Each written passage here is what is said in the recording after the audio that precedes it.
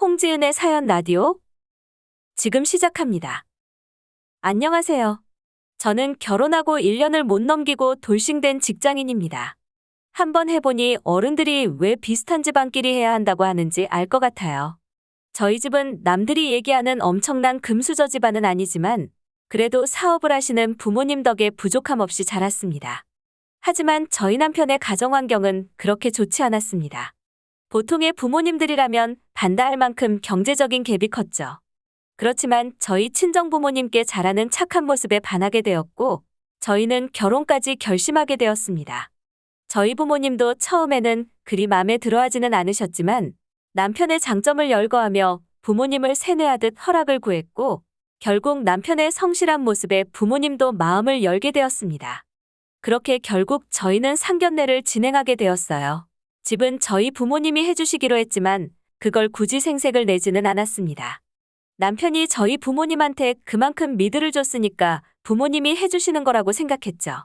저희 부모님께서는 그래도 시댁 생각해서 형식적인 예물예단은 생략하자고 했습니다.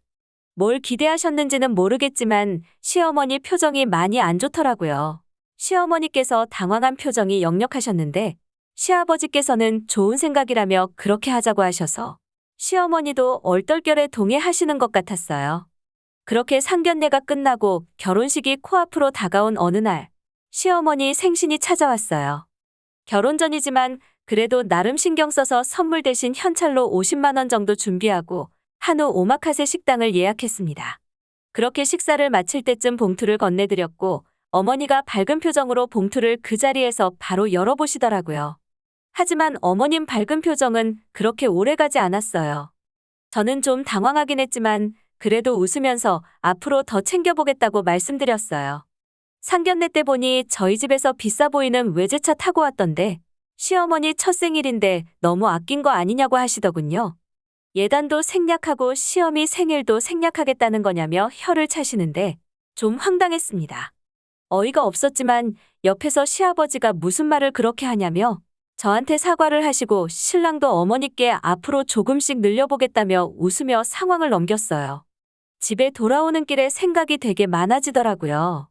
보통은 있는 집에서 시집 오면 시어머니들이 좋아한다는데 정말 내가 돈을 아껴서 저렇게 냉랭하신 건지 아니면 그냥 이게 시집살이의 전조일지 걱정됐어요. 그때 신랑이 옆에서 얘기해 주더라고요. 어머니 친구분이 며느리에게 명품 가방을 받았는데 아마 질투나서 그러시는 것 같다. 우리가 나중에 여유 있을 때 많이 드리면 된다고 웃으면서 그날은 넘어갔습니다. 그렇게 저희는 무사히 결혼식을 마치고 축의금 정산을 하는데 남편 표정이 똥 마려운 강아지 같더라고요. 그래서 무슨 일이냐니까 축의금을 시어머니가 가져가셨다네요. 시댁 불편할까봐 얘기는 안 했지만 저희 집은 부모님께서 저한테 다 양보해 주셨거든요. 근데 괜히 얘기하면 시부모님도 넉넉치 않은 상황에서 억지로 양보했다가 자식들하고 트러블이 생길 수도 있겠다고 판단하셨거든요. 근데 시어머니께서 선수 칠 거라고는 생각도 못했네요. 너무 어이가 없었지만 신혼여행도 가야 하고 여기서 더 이상 지체할 시간이 없었기에 그건 나중에 얘기하기로 하고 신혼여행길에 올랐습니다. 그 와중에 신랑이 얘기하더라고요. 비행기 타는 김에 면세점에서 자기 엄마 가방 하나만 사주면 안 되냐고요. 순간 제 귀를 의심했지만 그게 앞으로 도움이 될 수도 있겠다는 생각이 들어 명품 가방을 하나 샀습니다.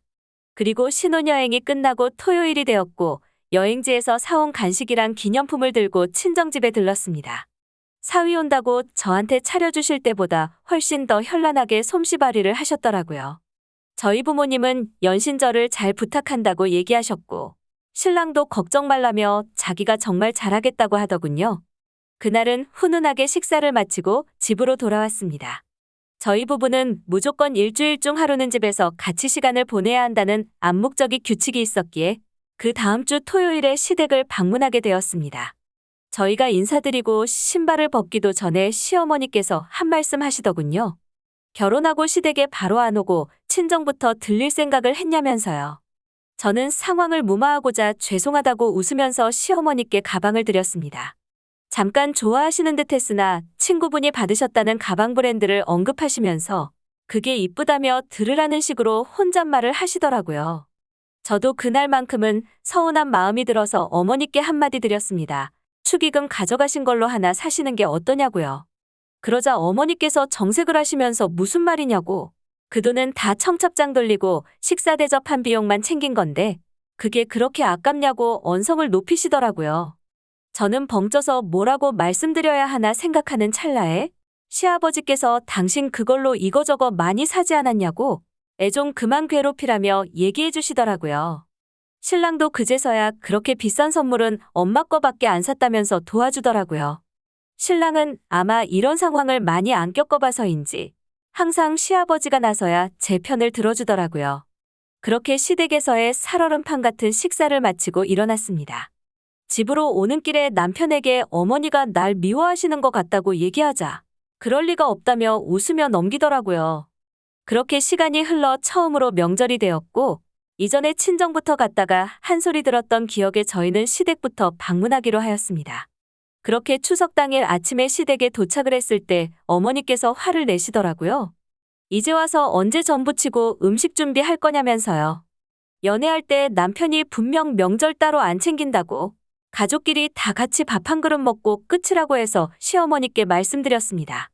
명절 따로 안 챙긴다고 들었는데 혹시 뭐 준비해야 되냐고요. 시어머니는 그전이야 며느리가 없으니까 안 챙긴 거지. 며느리 있는데도 우리가 그냥 넘겨야 하냐고 하시더라고요. 시아버지도 자리를 비우셔서 속절없이 당했어야. 남편은 꿀먹은 벙어리처럼 가만히 있어서 저 혼자 급하게 장을 보러 나왔습니다. 명절 당일이라 장볼 곳도 마땅치 않았습니다. 때마침 옆 동네 대형마트에서 명절 음식을 포장 판매를 하고 있었고 잡채, 갈비, 전 등등 종류별로 사갔습니다. 그러자 어머니께서 마트 음식 사 먹을 거면 내가 사왔지 너 시키겠냐며 절 나무라시더라고요. 그때 시아버지께서 방에서 나오셨어요. 평생 챙기지도 않아 놓고 무슨 명절이라고 애 좀 그만 잡으라고 막아주셨습니다. 남편은 다음부터는 잘 챙길 거니까 너무 그러지 말라고 하는데 저건 또 무슨 소리인가 싶더라고요. 저도 그날은 화를 못 참고 시아버지께 죄송하다고 먼저 일어나 보겠다며 남편 버리고 혼자 친정으로 갔습니다. 제 상황을 모르는 저희 어머니께서는 어떻게 명절에 혼자 왔냐며 물으셨지만 저희는 그냥 편의상 각자 집 각자 가기로 했다고 거짓말을 했습니다. 그렇게 그날 남편과 시댁에서 오는 연락을 다 무시하고 저는 저희 부모님과 외식하고 영화 보고 오랜만에 사랑받는 딸로 돌아가 즐거운 시간을 보냈습니다. 그렇게 그날 저녁 집에 돌아오니 남편이 저에게 그렇게 말도 없이 자기 버리고 가면 어떡하냐며 칭얼대더군요. 그래서 제가 명절 안 챙긴다더니 이게 뭐냐고 이거 사기 결혼이라고 따졌습니다. 그제서야 남편은 사태의 심각성을 느낀 건지 어머니가 며느리를 처음 얻었는데 주변에서 들은 얘기만 많고 해서 아마 이상한 기대를 많이 하신 것 같다며 어머니 편에서 변명만 들어 놓더라고요. 결혼하면 효자 된다더니 남편도 예외는 아닌 듯 엄마 변명을 대신하느라 정신없더라고요. 그렇게 그냥 저 혼자 화를 삭히며 넘어갔습니다. 어차피 다음 명절 때까지 볼 일 없으니까 버텨보자 생각했죠. 그렇게 몇 주가 지나고 뜬금없이 시어머니한테 전화가 왔습니다. 추석 때 그 지경을 해놓고 안부 전화도 안 하냐면서요. 예단도 없이 맨몸으로 왔으면 개념이라도 챙겨왔어야지 엉망진창이라며 또 다시 저를 괴롭히셨죠. 너무 억울하고 화가 나서 남편에게 전화를 해 이 상황을 다 얘기했고 남편은 가관이었습니다. 그러게 평소에 안부 연락이라도 좀 드리지 그랬냐고 하더라고요. 그때 알았습니다. 신랑감으로 효자는 별로라는 것을요. 남의 편만 들어서 남편이라더니 너무 화가 나서 퇴근하고 친정으로 가서 그동안 있었던 일을 모두 얘기하자 저희 부모님은 화도 안 내시고 조용하게 한마디 하시더라고요. 이혼하라고요. 꼭 그렇게 해야 하냐고 묻자 처음부터 마음에 들지 않았지만 두 분 다 제가 좋다고 하니 내색을 안 하셨던 것 뿐이라고 하시더라고요. 그런 대우받으면서 결혼 생활 유지할 필요도 없고 그런 시댁은 절대 고쳐지지 않는다면서요. 저는 그래도 이렇게 갑자기 이혼을 결정하기보다는 마지막으로 기회를 주고 그때도 나아질 기미가 없다면 부모님 말씀대로 이혼하겠다고 말씀을 드렸습니다. 그렇게 시간이 지났고 설을 앞둔 어느 날 어머니께서 전화가 왔습니다. 전화를 하신 요지는 이번 설에는 친척들도 오실 예정이니 하루 일찍 와서 음식 준비를 하라는 얘기였어요. 전화를 끊고 마지막이 될 수도 있겠다는 생각으로 남편에게 전화를 해서 시어머니께서 요구하신 내용을 얘기했습니다. 남편은 이번에는 미리 가서 일찍 준비하면 시간 맞춰서 할 수 있지 않겠냐고 하더군요. 알았다고 대답한 저는 그 길로 구청 가서 이혼 서류를 챙겨왔습니다. 그렇게 설 전날 집에서 음식 준비해서 가져갈 테니 남편 보고 먼저 시댁에 가 있으라고 했습니다. 속도 없이 알았다며 열심히 하라고 응원하는데 뭐라도 손에 잡히는 대로 집어 던지고 싶더라고요. 그렇게 저는 집에서 푹 쉬고 다음날 아침 택시를 시댁에 도착했습니다. 도착을 하니 시댁 친척들이 모여 계시더라고요. 어머니께서는 여전히 못마땅한 표정으로 하루 일찍 오라니까 그게 그렇게 싫으냐고 하시더라고요. 그래서 저는 어머니에게 조용히 이혼 서류가 들어있는 봉투를 드렸습니다. 돈 봉투인 줄 아시고 표정이 밝아지시는데 서류 꺼내서 읽으시더니 표정이 확 굳었습니다. 저보고 뭐 하냐고, 이게 뭐냐고 묻길래 이혼 서류라도 크고 또박또박하게 말했습니다. 시어머니께서 계속 저를 못마땅해 하시는데 저는 제가 할 수 있는 최선을 다했으니 더 이상 마음에 안 들면 이혼하겠다고요. 그러자 시어머니가 인연이 어디서 깽판이냐며 제 뺨을 때리셨습니다. 시아버지께서 놀라서 시어머니를 밀치고 저한테 괜찮냐고 물어보셨어요. 남편이 벙쪄 있으니까 시아버지께서 남편한테 뭐 하냐고 소리를 질렀습니다. 남편은 그제서야 저한테 연신 미안하다고 다시 한번 생각해보라고 하더군요. 하지만 이미 남편에 대한 신뢰는 거의 다 사라졌던 터라 미안하다고 더 이상은 못 버티겠다고 얘기했습니다. 남편은 저한테 솔직히 시집살이라고 한 것도 없으면서 뭐가 힘드냐고 묻더라고요. 그러면서 돈 많은 집 딸이라고 우리가 눈치만 보고 살아야 하냐고 궤변을 늘어놓더라고요. 집도, 차도, 혼수도 모두 우리 집에서 해왔는데 너는 결혼하고 나서 우리 집이나 나를 위해서 뭘 했냐고 물어봤습니다. 아무것도 한 거 없으면 입 닫고 비키라고 말하고 구경하던 친척들을 뒤로하고 시댁을 나왔습니다. 남편은 쿨하게 도장을 찍어주지 않았어요.